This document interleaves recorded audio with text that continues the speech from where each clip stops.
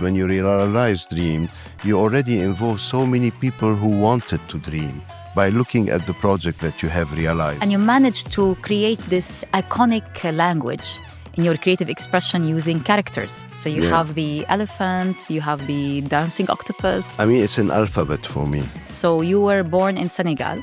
Yes. And then you moved to Beirut at the age of 3. Yeah. How do you know? I did my investigation. You know, if you have your truth, if you're true to yourself and you're moving forward, any rejection becomes obsolete almost. Even at my age, I'm at a loss. I'm always searching. Well, if this is lost, so I don't know what finding means. Hi, my name is May Barber, and I'm excited to welcome you to this episode of The Creative Hustle.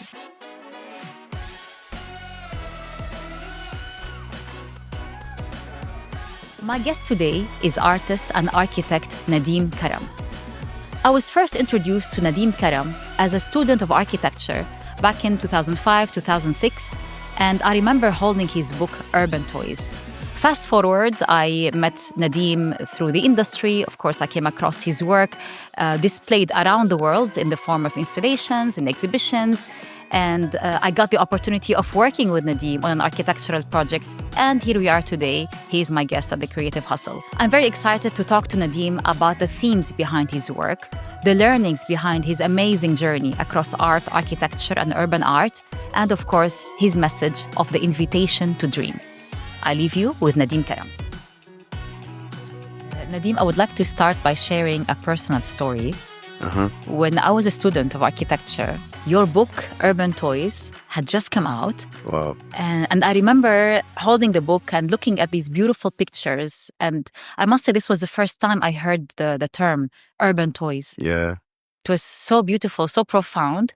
And I did not know that this was only the beginning of a long flourishing, I would say maybe exposure to your art. Then years later, so recently you invited me to collaborate with you on a project, which we will talk about. So The Cloud later. And here we are today, we're recording together. Fantastic. Wow. So do you ever see your journey through the perspectives of others? Definitely. I mean, through the perspective of others, through the collaboration with others. I mean, that's very important for me. With whom do I collaborate and how to collaborate with others? It just makes the whole difference. And I think it creates lots of networking. And at the same time, it creates a community feeling of professionals putting themselves together in order to get somewhere, even to push the boundaries if you want. So yes, I can see, I always like this system of bringing somebody new into the process of work that I'm doing. And like, for example, your presence with us has changed lots of things and brought more of a professional background to what we've been working on. And I must say, it has been a big pleasure, and it is still, a big pleasure. We won't stop it. I mean, we'll continue definitely. I'm confident. I completely agree, and I will take you back a long time ago to the very beginning, Nadeem. So you were born in Senegal. Yes. And then you moved to Beirut at the age of 3. Yeah. How do you know? I did my investigation. Yeah, it's true. So, and you lived there for about 20-25 years. Yeah, without leaving the country. Leaving the country. Wow. And I must say, it was not an easy time to live in Lebanon at the time. No, it was not. What were some of the challenges you faced in that period? I don't often talk about those, but I've been kidnapped. Oh, wow. Yeah, I mean, it looks easy, but it's not, in fact. I've been shot at. Oh, wow. Yeah. And we've been, as a family, kind of refugees. It means we had to leave the country because Kaya, my wife, is British. So the British embassy called, and it was a whole, it's not easy. These periods are always difficult, especially in times of wars, in times of civil wars. And meanwhile, we just have to continue. We have to continue our life. We have to continue the creative process. And that's the most important thing. I always say, the more they destroy, the more we create.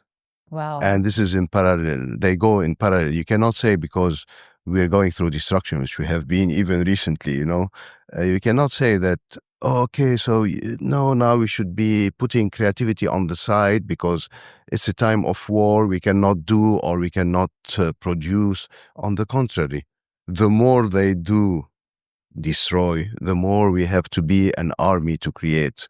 And that's very much what I believe in. Not one, not 10, not 1,000, not 100,000. The more we can get into a millions, the more we feel that, because, I think that destroying something is a very, very fast process and it affects a whole community. Like even if you destroy one building in the whole city, it just creates a trauma around you. And people get afraid and people cannot anymore think properly.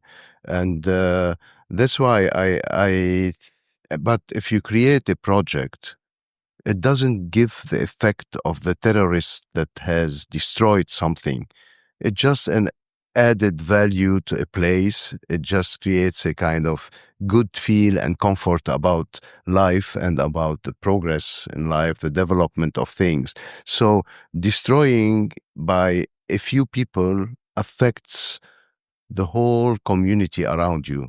Creating by a few people doesn't work. You have to be much more people in a creative process so that it start bringing things forward. Yes, And that that's the refers the process. damage, if you like. Yeah, so the creation takes time, it takes thoughts, it takes energy, it takes a life journey, if you want, to get things moving.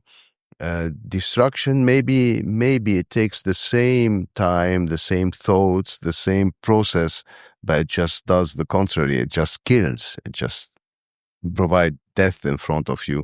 And that always is in my mind. I mean, how to continue because, in Lebanon, uh, we never had a period, such a long Peace and period of peace. stability. The whole region, our part Exactly, of the the region. Levant in general.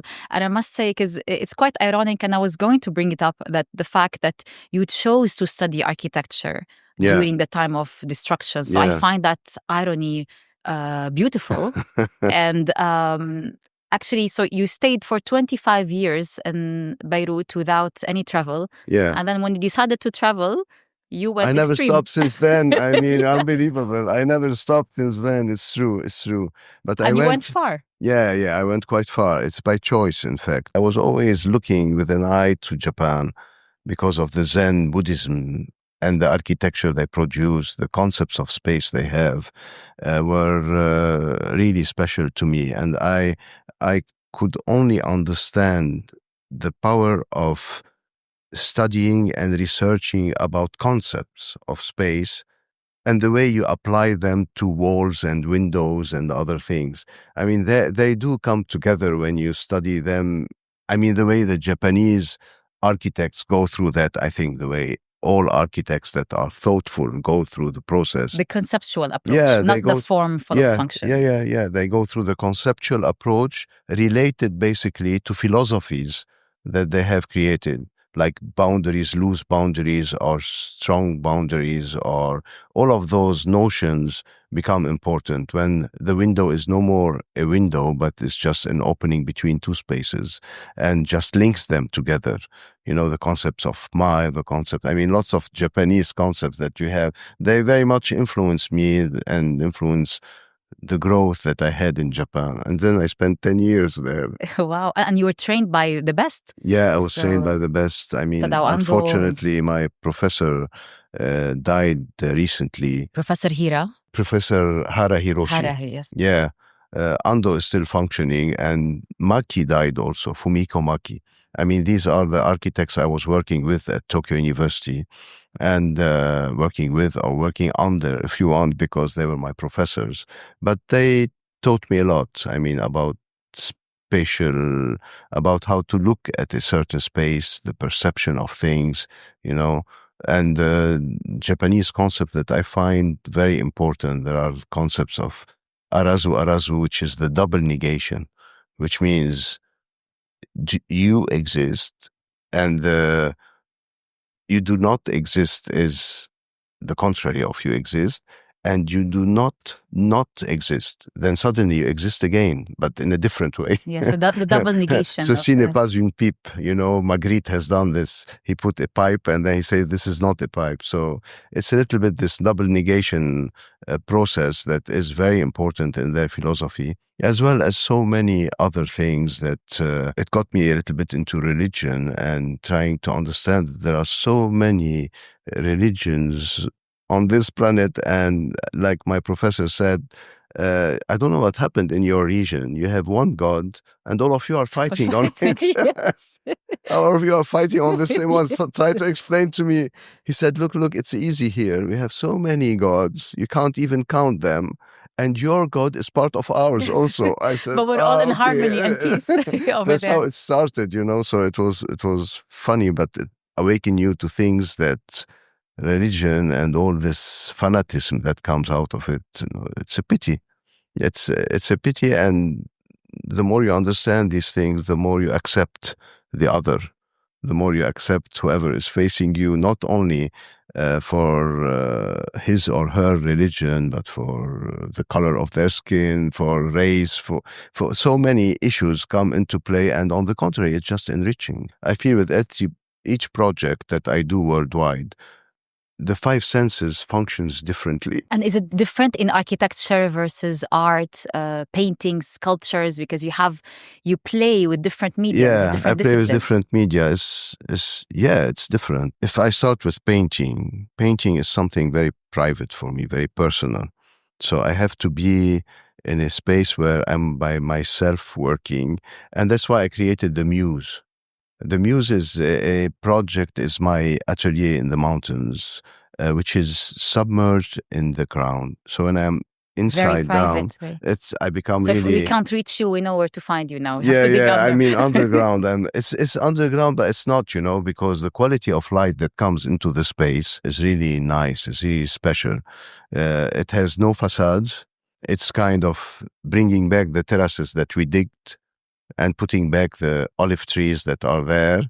And then you have a couple of courts and a kind of shift in the ground so that light comes into the whole space. And that's where I work. That's above the paintings, that, that's the painting. Paintings that's the are underground. Yeah. Sculptures are I do them. I use the architectural process to create my sculptures, which means we do them. I do create the first sketch.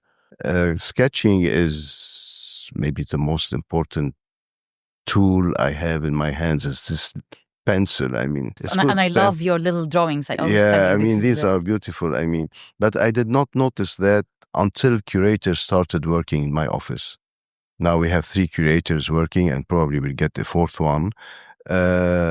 The first thing they digged into is my sketchbooks that I used to throw in the closet. I have a closet where every time I finish a sketchbook, I throw it.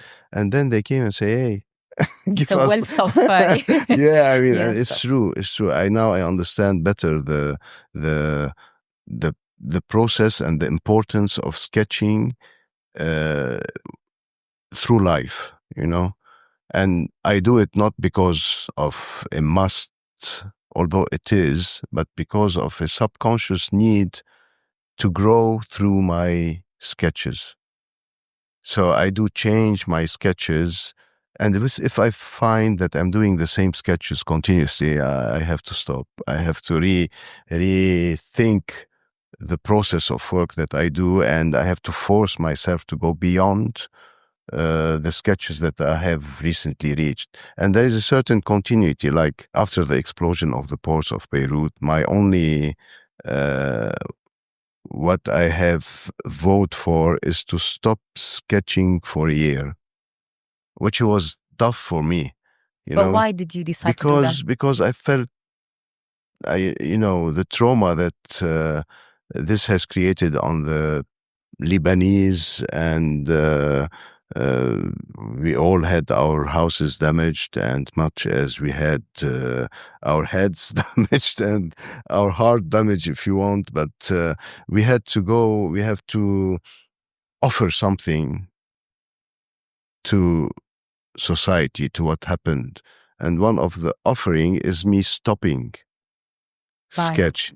As a sacrifice or I don't know if we can call it sacrifice, but maybe it's around something of that sort. Although I did the gesture, which is a big sculpture of 25 meters at the time, because usually I work on dreams for cities. I would like always to create dreams for cities, But when the process and the violence and the war to a certain extreme and explosions that affects a whole city and so much death, displaced people and all of that, first, before the dream, you have to extract the pain and the trauma that is provided there in order for us to start dreaming again. Yeah, because dream in this case is a luxury.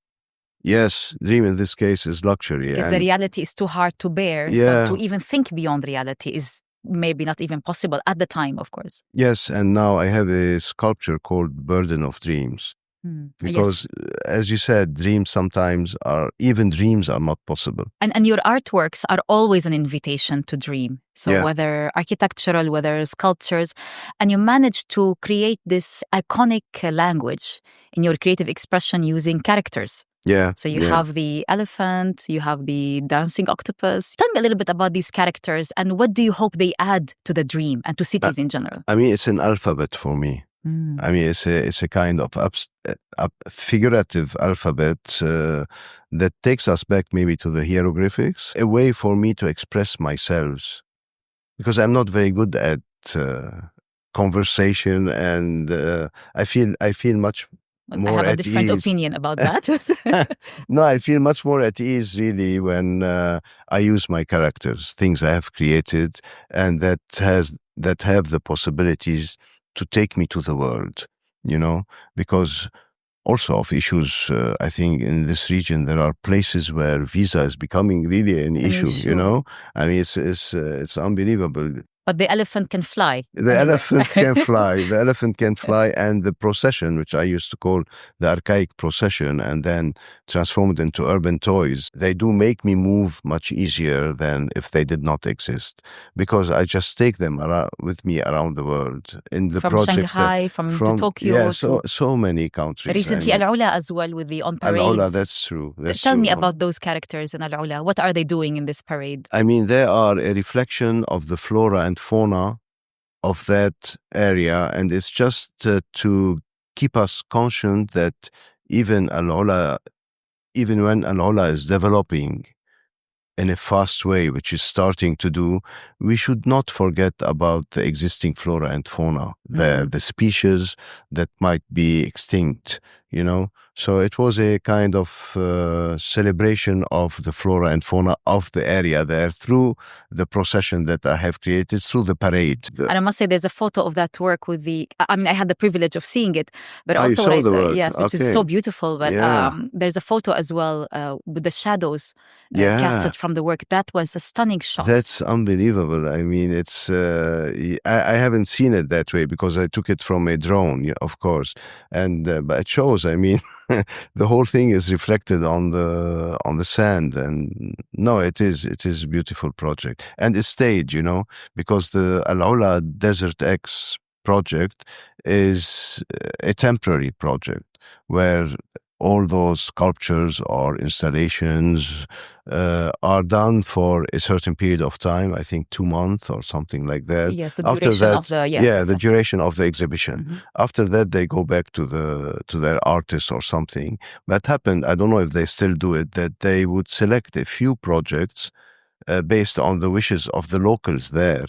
I didn't know the criteria. I knew that's interesting. It's interesting. Yeah. And they keep them. Yes, as permanent installations. As permanent. So this work became a permanent installation for a permanent project, I would say, for Al Ula. You once said that creative expression is never a monologue.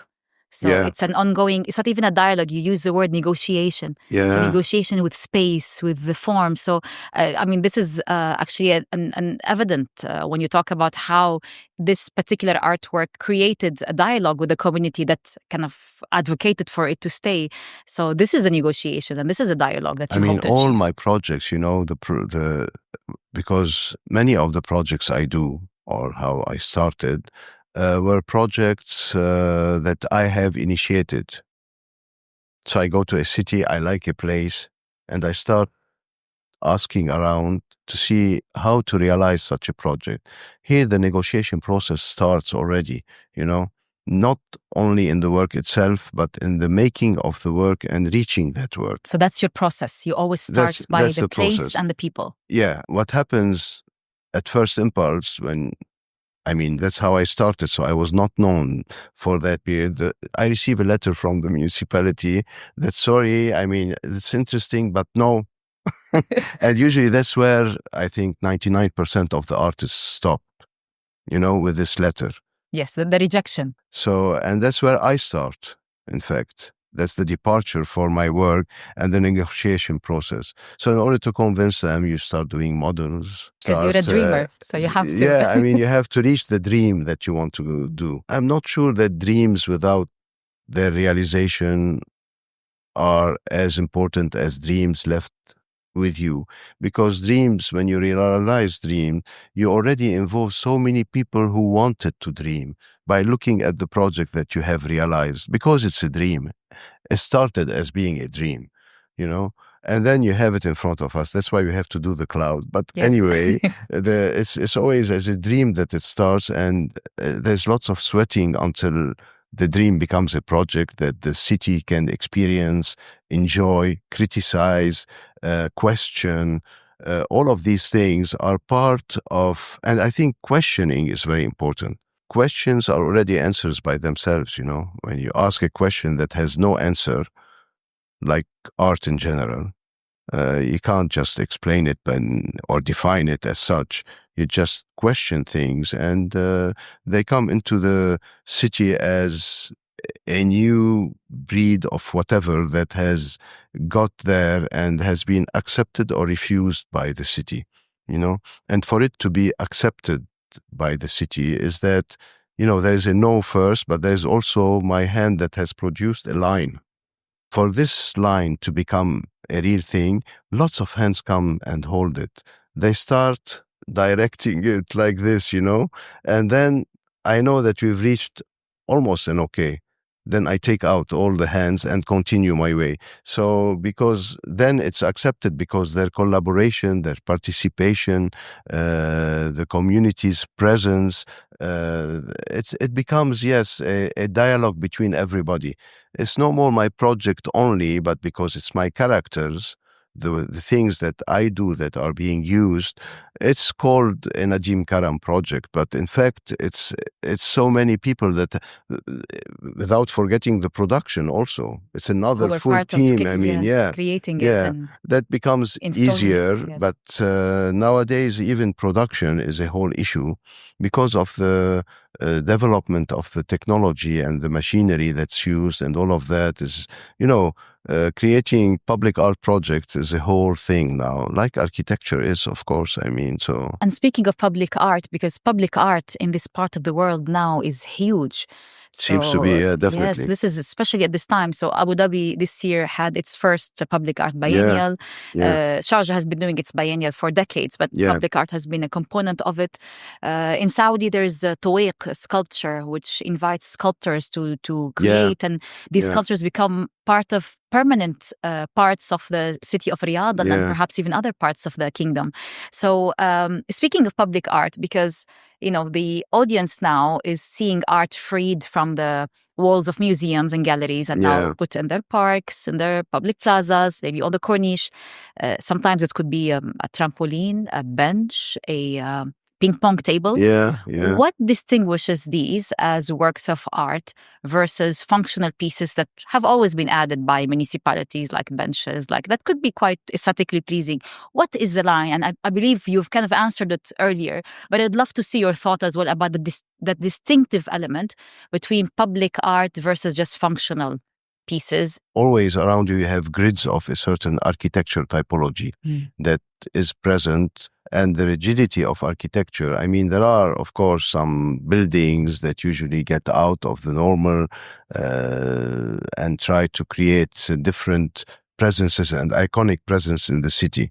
Yes. But the only way to get out of this and to reach new horizon and to be able to dream, create stories, create memories of a certain space, a certain place, I would say.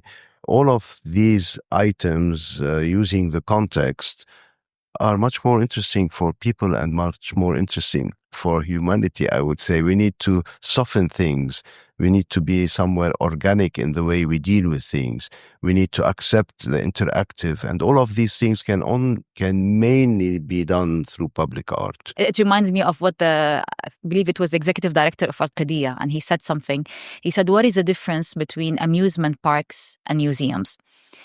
Amusement parks give you the thrill. Museums give you enrichment. Yeah. So one is long-term, one excites you. It's a short-term relationship, quite transactional. If you see a slide in a corniche as you're walking by the sea, and you can, you or your children might slide on it, and that's it, right? And then you move on. But if there's a story to it, and if it's designed by an artist who really created this from a locality, from an inspiration to a place, then it's so I find this interesting because we're going to see more and more of these urban art here. I think maybe museums also have this meditation effect, and the intellectual part of the whole process goes through a museum, while the others are more whimsical, are more fun. The festivity type of being able to appreciate fun in the city is very important. Yes. Play, fun, all of these becomes items that we need, Yes. And the importance of creating moments of dream is also very important, because as you move on a daily basis, majority of people are working from 9 to 5, 9 to 6, whatever. There is a routine and there is a standardization to our life. And probably public art comes, or art in general, comes to create a shift, to create a schism almost into that, and makes you stop to question yourself, question your city, question your presence. Everything that's around you is questioned again through the artists that are providing this, injecting this powerful thing in a certain place to create this questioning, this interrogation that we should have. It should never stop. Questions should never stop, because we cannot take life for granted. Life is there so that we can create through it instant of growth, which are continuous in our intellect and our way of in the journey that we're creating. All of these continuities are very important through those moments of injecting dreams in cities and creating what I do besides the public art, the sculptures that I do. And I question sometimes, I question everything, but I mean, on particular occasions, I would question my sculptures. Why am I doing sculptures? What is the meaning of sculptures in a world full of digital power and AI and all what we have around us, And I think because after the explosion, I created a series called Nostalgia, because I felt I'm nostalgic to get to touch something that should exist and that have been cut completely, So the power of the sculptures is the power of the object versus the substance. It should have a substance, of course, but then being able to move around it. Of it I mean, there is a certain physicality that's very important in a sculpture. I mean, it looks like a kind of dead thing in front of you, but it has so much energy that comes out of it. And that's what I think sculptures are there to bring us back to a time where we are grounded to this earth, Yes. We're not floating all the way through, Absolutely. And with your sculptures, I must say there's many layers, because then there's the form, let's say the elephant, which I love, because I love the curvature. I love the form that you've created. Okay. And it's always happy, it's always, but then the details of the perforations, they tell so many stories. That's true. The figures I've created, it always come back to sketching. I do lots of sketches, I do lots of figures, and then I accumulated through time 1001 figures that I use in different occasions. Do you have them documented? I have them documented, and we use them. But most recently, I combined them to create abstract stories. And those abstract stories are used, for example, in the elephant, which is the journey of the elephant family, the trio elephants that are just moving through the world and telling their own stories. Like all of us, we have, our own stories that has been stuck to us all over, but that's also in our mind, in the way we perceive things, and we're affected by the way we grew.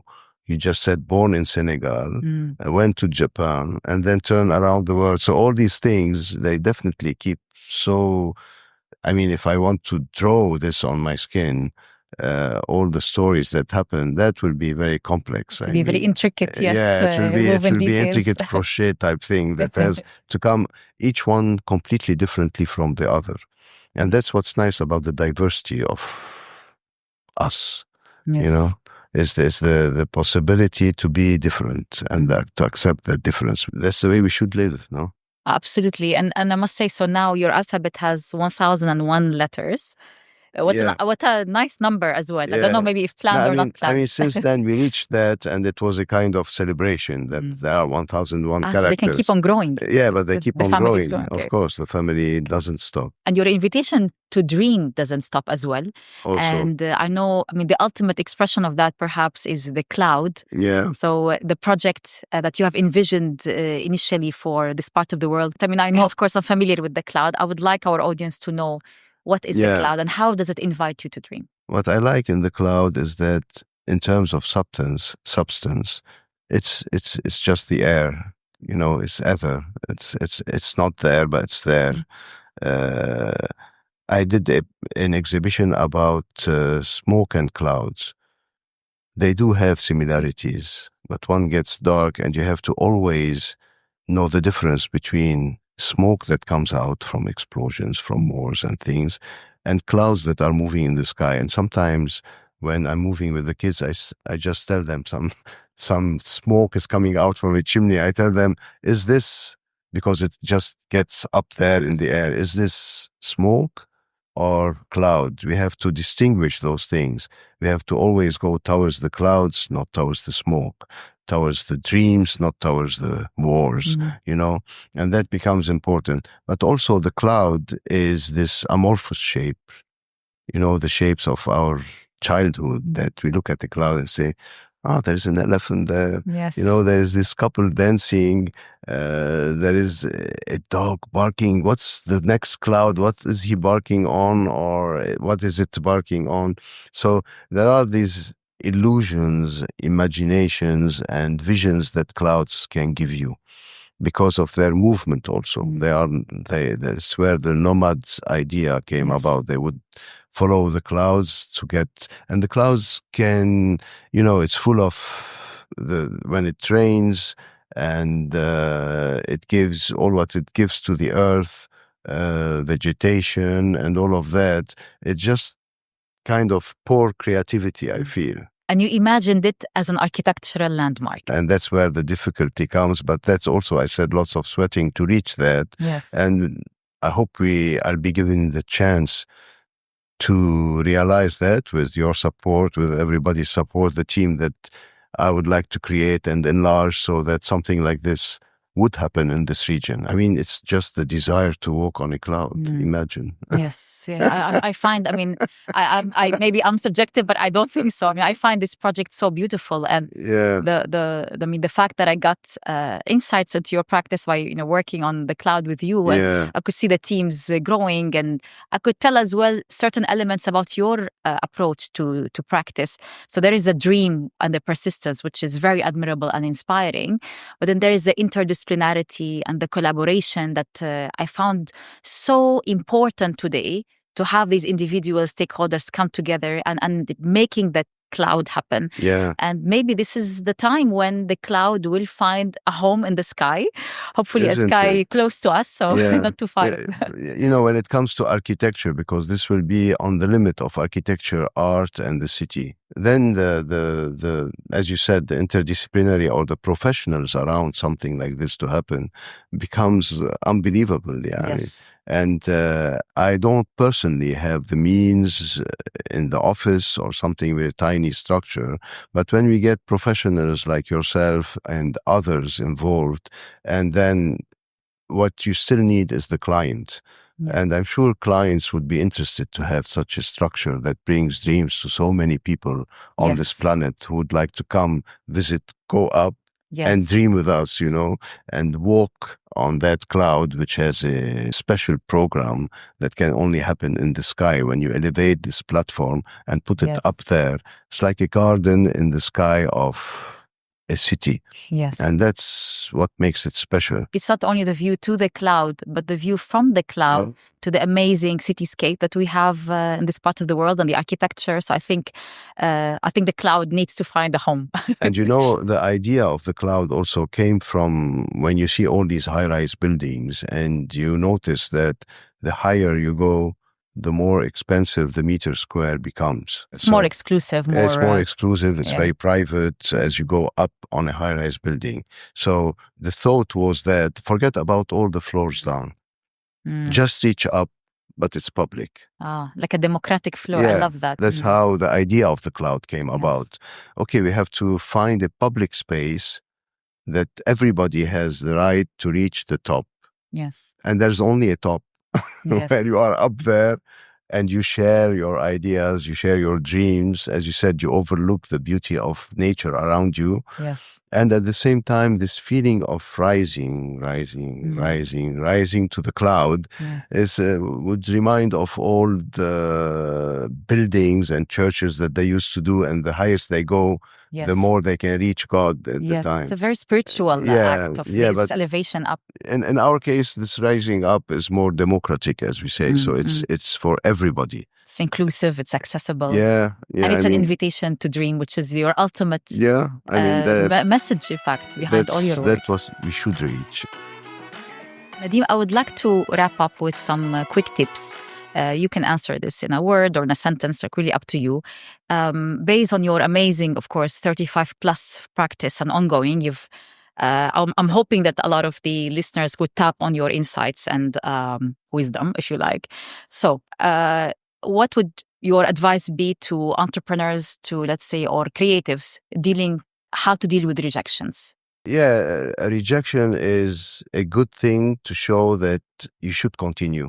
Okay. You cannot so take it as there's no rejection. What's rejection about? Is if you have your truth, if you're true to yourself and you're moving forward, any rejection becomes obsolete almost. Amazing.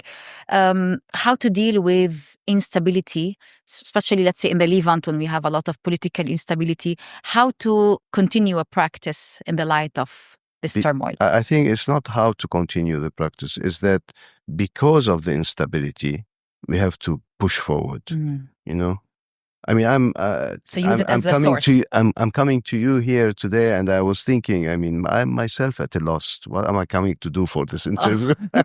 What is May taking me through? I mean, I'm not going to do it at the end, but then I thought it just builds up into some interesting conversation. That's all. But yeah, I'm even at my age, I'm at a loss. I'm always searching. Well, if this is loss, so I don't know what finding means. Yeah, I mean, because this is a beautiful loss. Maybe loss is better, maybe. Yes. So when you tell me uncertainty, there's no world without uncertainty. I mean, what else do we have? We are uncertain. That's what we are. This is the default state. Yeah, I mean, this is what. I mean, uncertainty, even in physics and in theory, is the main thing about how the world moves, how the atoms function, how everything functions, is based on the theory of uncertainty. So we are part of this uncertainty, and we should accept it, and we should live with it, and it should make us stronger and move forward with it, Quick word maybe for those facing creative block and looking for inspiration. Yeah, I mean, for me, the journey of traveling is very important. Okay. Yeah, changing country, changing mood, but not necessarily traveling. Yeah, I mean, there are people who cannot afford to travel. It's not that traveling is a necessity, but changing the environment in which you are. Okay. It could be just across the road there. I mean, I don't know what it could be, but or, I mean, or the just nature or any. I mean, going into a trip into the desert, or I don't know what can I tell you, but I know that for me, going from Beirut to the mountain is a complete change, a complete travel. It's a journey for me. I just change my mood completely. So in that sense, this shift of landscape and topography in which you are and community might have created the block. And in that sense, I feel that just an escape. And breaking if free the cloud from was there, I would have said an Would escape to the cloud. would but have worked actually. It takes all the answers to all the questions. The That's cloud. true. That's And finally, those conforming to commercial realities, commercial needs, and worried about losing their authentic artistic voice. Yeah. What do you say to them, or what would be your advice? Here comes the negotiation power, you know, and I think the higher in producing things and negotiating your way, personal way up, and negotiating with society around you, the clients also become of a different level. You know, the highest the client become, the negotiation become tougher because they impose themselves, clients, on you. Yes. But you have also, with the power of your art and where you've reached, to impose your view and perspective. And here negotiation starts working. And I think now, because I work with cities, I work with, huge entities, clients of certain importance who can afford and things, they come sometimes with an imposing view of themselves, of what they wish to do. And I think the power and the intelligence and the negotiation process can still do what they are thinking, but on my way. So there's no compromise from your end, only your view and your compromise expression. Is not necessarily bad, as long as your integrity stays the same. You have to dialogue, compromise. If, let's say, there is a dialogue with you and the other person, the client, let's say, and this dialogue is very important because at the end, something for the client that you're working, but at the end, on the other side, this client came to you because he wants something special from you. Yes.